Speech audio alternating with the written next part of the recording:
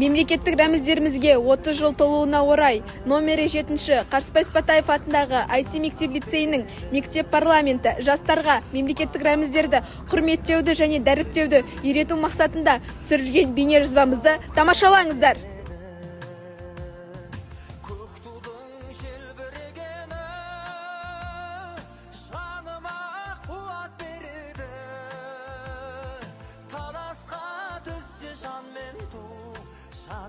Қазіргі әнұранымыз заңды түрде 2006 жылы 7 қаңтарда белгіленген болатын. 1986 жылы дүрбелеңде дәл осы ән қазақ жастарының арасында бейресми түрде айтылған. Әнұранымыз еліміздің бар болмысынан, тарихынан хабардар етеді және де қазақ деп соққан әрбір азамат үшін айтары көп. Қазақстан Республикасының мемлекеттік рәміздерінің бірі ұлт. Қазақстан Республикасының мемлекеттік туы 1992 жылы 9 маусымда қабылданған. Оның суретшісі Шәкен Ниязымбек. Тудың сипатына келсек, мемлекеттік тудың ортасында 38 сәуледен тараған күн бейнеленген. Күннің астында аспанда қалықтаған қыран бар.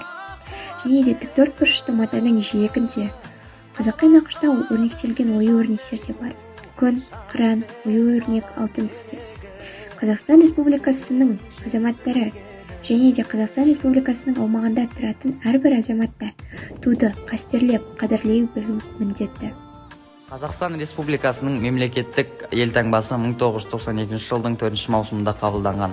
Қазақстан Республикасы президентінің Қазақстан Республикасының мемлекеттік рәміздері туралы конституциялық заң күші бар жарлығымен 1996 жылы қаңтардың 24 күні белгіленген. Рәміздік тұрғыдан қарағанда Қазақстан Республикасының мемлекеттік елтаңбаның негізі шаңырақ.